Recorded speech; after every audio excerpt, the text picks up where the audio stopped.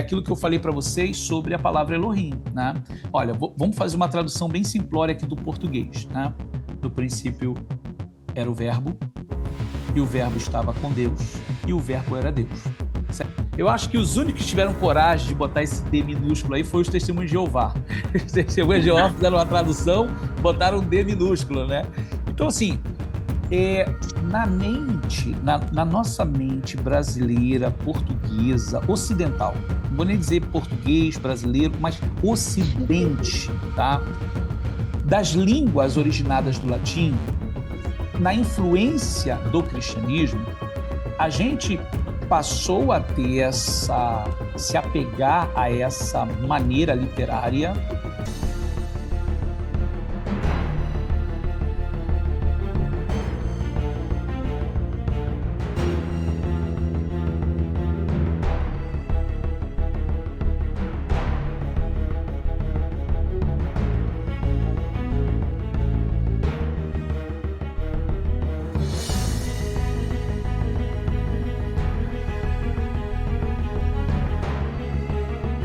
passou a ter se apegar a essa maneira literária de tratar Deus, o Criador, com D maiúsculo, né?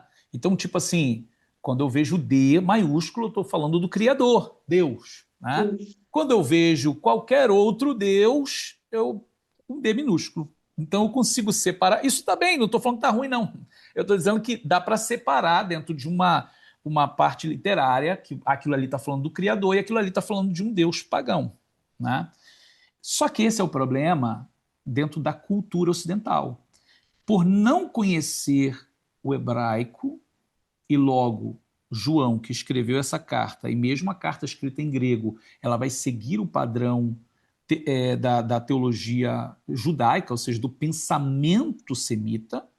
A palavra Elohim, ela não quer dizer só Deus Criador, ela também quer dizer anjos, juízes, poderosos, majestosos, elevados. Então, como é que eu traduziria melhor esse primeiro verso de João? No princípio era o verbo, a palavra. E a palavra estava com Elohim, o Deus Criador. E a palavra era Elohim.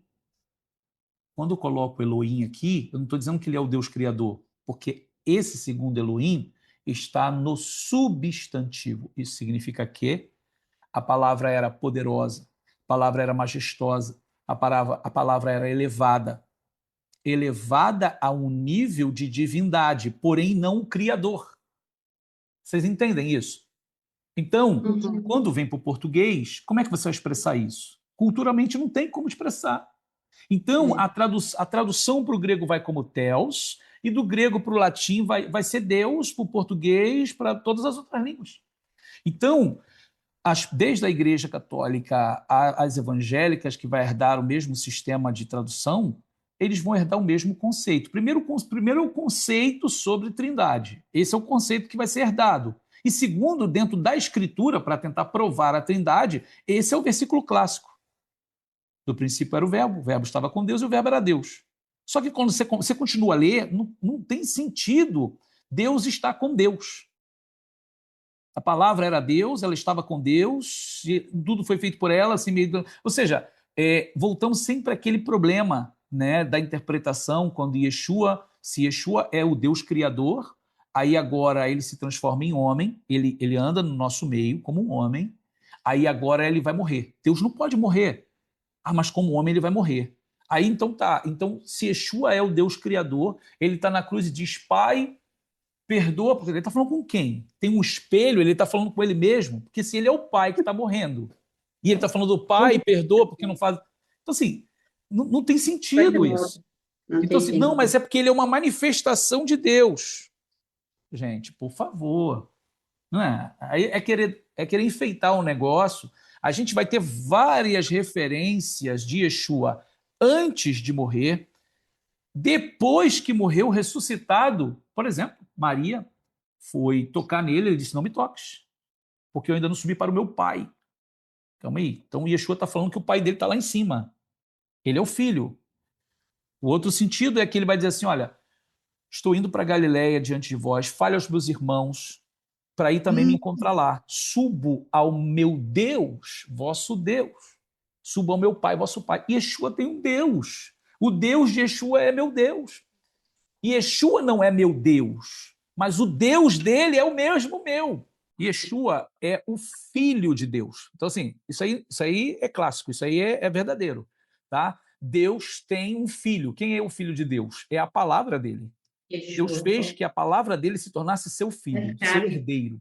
Então, assim, Yeshua, ele está num nível de espiritualidade, de grandeza muito alto. Não, nem se compara a gente. Por quê? Toda a criação veio por meio dele. Eu gosto sempre de fazer aquela comparação sobre o pintor e o pincel, tá? Que até nessa comparação tão simples já cria um nó na cabeça. O pincel ele está tão conectado ao pintor que ele se torna uma coisa só. O pintor ele tem um comando ali, a criação do que ele quer pintar, e o pincel vai obedecer o pintor. Mas quem na realidade está tocando a tela, não, quem está tocando a tela e quem está transmitindo a tinta é o pincel, mas é o pintor que está conduzindo tudo. Imagine o pincel é Yeshua, é a palavra, e o pintor é Hashem. Então, assim, é isso que quer dizer que por meio dele, nada do que foi feito se fez. Então, imagina agora você está diante de uma tela, tá? E você tem na sua mente agora um desenho muito bonito, mas você não tem um pincel. Você tem como fazer o desenho bonito que você imaginou? Sem ele ali, nada do que foi feito se faria. Mas por que Deus não tem poder de fazer sem ele? Não, claro que Deus tem poder de fazer qualquer coisa, mas Deus quis fazer por meio dele. Você falou uma coisa muito certa. Eu posso pintar a tela com a minha própria mão. Então, assim, mas eu prefiro usar o pincel. Então, assim, Hashem poderia fazer a tela da criação com a sua própria mão, mas Hashem resolveu fazer com a sua palavra. Então, assim, ele decidiu fazer com a sua palavra. Então, essa é a essência de João 1:1. Então, assim, a palavra estava, inclusive lá no verso, eu não sei aí na tradução de vocês em português aí, mas no verso, tanto em hebraico quanto no grego, existe um artigo definido que se eu fosse traduzir isso literalmente, ficaria assim, olha, no princípio era a palavra, e a palavra estava com o Deus. Com o Deus, o Elohim. Tem um artigo definido. E aí o resto. E a palavra era Elohim. E a palavra era Deus. Né? Mas ela está com o Elohim. Ela está com o Deus. Então isso é para mostrar o quê? Que Hashem está lá no princípio. E a palavra dele está com ele. E a palavra dele é majestosa, ela é poderosa, ela é elevada. Ela carrega com ela o poder e a autoridade do Criador. É o pincel passando na tela, revelando a intenção do pintor, o sentimento do pintor, a inspiração do pintor, a sensibilidade do pintor, os detalhes que o pintor idealizou na mente dele, está transmitindo para o pincel e o pincel está passando para a tela. Então, assim, Yeshua transmite, cria tudo, né? Mas quem está criando por meio dele é Hashem. Lá em Provérbios, quando o rei Salomão está falando sobre a sabedoria, então, assim, lá diz assim que a sabedoria, ela estava lá no princípio com Deus criando todas as coisas. E ela vai dizer assim, eu era a sua delícia, né? E eu era, lá fazendo com ele, criando todas as coisas, eu era o seu arquiteto. Mas Yeshua é, sim, o grande arquiteto do universo.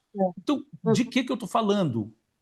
Provérbios usa a palavra em hebraico para arquiteto, ele usa a palavra com 3 letras, letra Aleph, Men e Nun.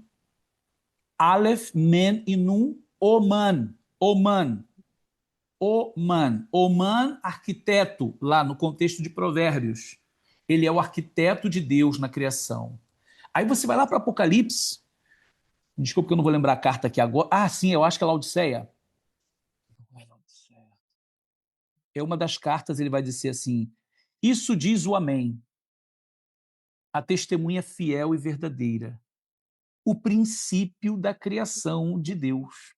Olha só o que Yeshua está falando para aquela congregação. Eu acho que é Laodiceia mesmo.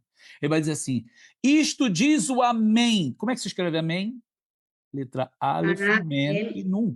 A mesma forma que se escreve o Man, Aleph, Men e Nun, lá de Provérbios, é a mesma forma que escrevemos Amém. Só muda a vogal. O Man, Amém. Então, o que Yeshua está falando em Apocalipse? Isto diz o Amém, a testemunha fiel e verdadeira. Testemunha de quê? Aí ele continua. O princípio da criação de Deus. Em outras palavras, ele está dizendo assim, isso diz o arquiteto. Porque são as mesmas letras. Isso diz o arquiteto. A testemunha fiel e verdadeira. Testemunha de quê? Da criação. Ele estava lá. O princípio da criação de Deus. Então, voltando, né, só para a gente complementar essa questão do verbo, né, que eu sei que esse é um dos versículos mais clássicos do cristianismo para provar que Yeshua é Deus, nesse aspecto da Trindade.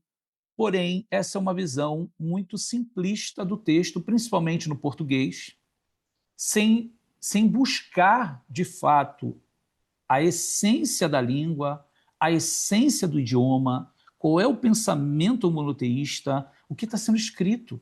Então, assim, se torna totalmente diferente tudo que a gente está falando sobre Yeshua quando a gente vê ele no lugar que ele é devido. Não estamos diminuindo Yeshua. Eu sei que para uma mente, a mente de alguém que a vida inteira viu Yeshua como Deus, ou o segundo Deus da Trindade, ou o próprio Deus encarnado, quando a gente traz, não estou humanizando Yeshua a ponto dele ser um homem qualquer, não é isso que eu estou dizendo, porque ele não é um ser humano qualquer, ok?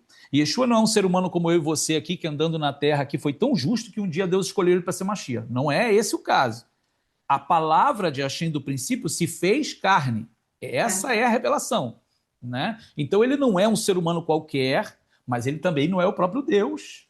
E nenhum Deus à parte. Ele é quem? A palavra de Deus. O verbo de Deus. Que por ele tudo veio a existir. E nós também viemos por meio dele. Inclusive, João vai dizer assim, ele é a luz que ilumina a todo ser humano que vem ao mundo. Então, assim, ele está ali, porque ele tem a chave da morte e do inferno. Todo mundo que vem ao mundo passa por ele. Ele é a luz que ilumina todo ser humano que vem ao mundo. Bom, queridos, então a gente vai terminar. Shalom, shalom, Baruch Hashem.